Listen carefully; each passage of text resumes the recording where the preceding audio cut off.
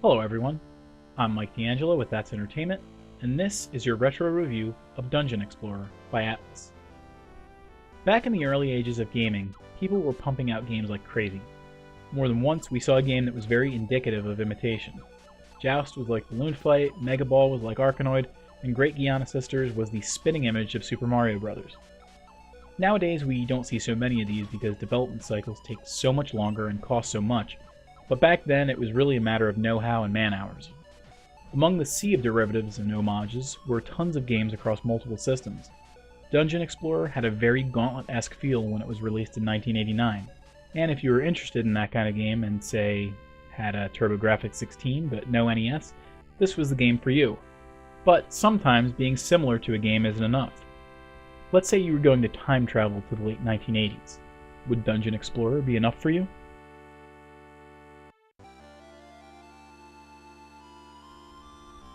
An alien race has invaded the land of Odessia, and the deposed king has tasked the brave players with tracking down the legendary Aura Stone, which was long ago hidden deep beneath the dungeons of the kingdom. The Aura Stone is the only thing capable of restoring happiness to the land, and it is your only hope in defeating the evil king, Natus. Along the way you'll meet other citizens who will fill you in on more of the plot, which can throw you for a loop on multiple occasions.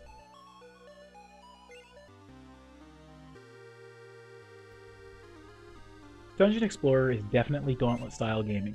You move around various dungeons, killing monsters and the spawn points that they come from. You collect potions and power-ups, and you basically try to survive as long as you can so that you can continue, you guessed it, exploring dungeons. Despite the similarities, this game was fairly unique.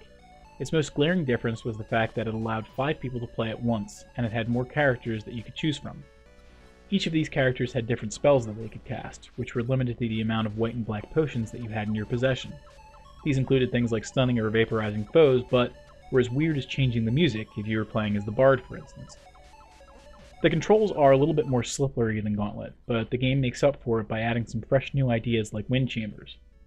There are some story elements that you directly experience, like happening upon random villagers throughout your quest. Unfortunately, this does less to make you feel like you're part of the world, and instead makes you feel like you're trapped in it unnecessarily.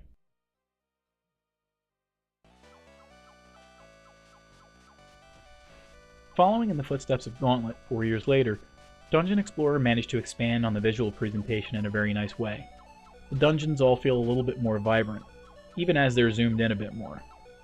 The focus is on the characters, which can sometimes make things feel a little bit cramped, but that just raises the tension and gives it that dungeony feel. The sound is a little underwhelming. Most of the songs loop painfully or just feel plain uninspired, but there are a few outliers that are a bit more welcome. Thankfully, most of the sound effects are muted and won't bother you so much.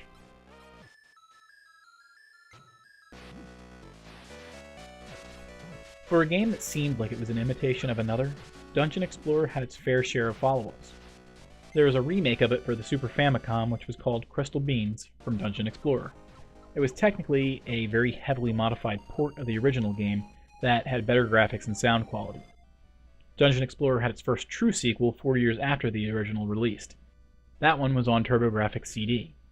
Yet another one released on the Sega CD, but that one was practically just a sequel in name alone. It leads to a very different presentation, even though the premise and gameplay are similar. The most recently localized Dungeon Explorer games were on the DS and PSP, and they were called Warriors of Ancient Arts. They too tread their own paths and just didn't feel quite like the original game.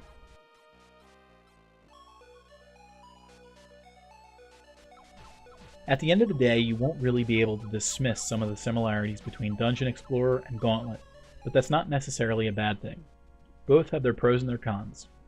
With this game, you can feel free to take your time, have one extra friend along for the journey, and have a little bit more freedom in your spellcasting.